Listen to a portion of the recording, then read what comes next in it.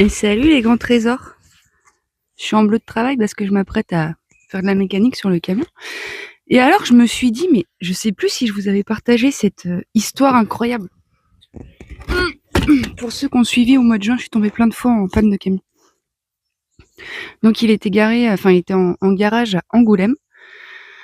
J'avais une voiture de prêt de l'assurance que j'ai dû chercher en stop parce qu'ils viennent pas te chercher. Et puis après, j'étais montée là où je suis actuellement chez mon ami d'enfance pendant 5 jours avant de redescendre récupérer le camion. Donc je m'étais tapé 6 heures de route. En plus, il était près qu'à 17h. Donc je suis arrivée à 17h au garage. J'ai d'abord déposé la voiture de l'assurance. Je suis retournée en stop au garage. Et j'arrive au garage. Le camion ne démarre pas. Le gars me regarde. Je comprends pas. Ta batterie, elle est morte. Je dis, ah bah non. Non, ma batterie, elle est pas morte. J'ai changé il y a 3 mois. Moi, quand il me dit ta batterie, elle est morte, ce que ça résonne, c'est ma batterie à moi en tant que personne est a besoin de se mettre en charge. Parce que le lendemain, enfin, une fois que j'avais récupéré le camion, il fallait que je me retape les 6 heures de route dans l'autre sens, que j'arrive vers minuit ici, et que le lendemain, j'ai un groupe en breastwork. Et je savais que ça faisait beaucoup. Et du coup, quand il me dit, la batterie de ton camion est morte, j'étais là, oh, c'est pas celle du camion du tout, c'est la mienne. Et en fait, là, j'envoie un message aux personnes qui devaient venir le lendemain pour dire, je vais pas pouvoir être là demain. Du coup, je vais annuler l'atelier. J'annule l'atelier.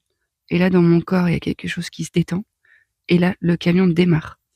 Il ne s'est rien passé du tout avec le garagiste entre les 4 fois où il a essayé de démarrer et le fait que la 5e fois ça a démarré. Moi, j'ai changé mon énergie, ma trajectoire, la matière a pu suivre mon énergie. Et je vous partage ça aussi, un autre exemple d'un ami qui faisait un déplacement du point A à un point B. Il n'avait pas envie d'aller au point B. Il avait pas envie. Dans la voiture, il demande à l'univers un signe. Est-ce que je dois y aller? Et là, tu vas me croire ou pas, mais 5 secondes après, il y a une voiture qui lui rentre dedans. Bon, la voiture, il y aura des semaines de préparation parce que c'était pas un petit accident. Et moi, je dis, mais man, pourquoi tu demandais à l'univers alors que tu savais déjà que tu n'avais pas envie d'y aller? Il est là le gros problème actuellement, les grands trésors, c'est qu'il y a beaucoup trop de personnes qui extériorisent leurs besoins ou la validation de leurs besoins. T'es fatigué, repose-toi, t'as pas besoin qu'on te dise, man, t'as des cernes de 3 kilomètres, ce serait bien que tu dormes.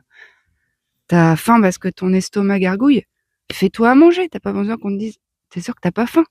Il faut récupérer son pouvoir en se posant des questions et en s'assurant que nos déplacements dans la forme soient cohérents avec le point d'impulsion et puis la manifestation. Faut que je vous laisse, grand trésor.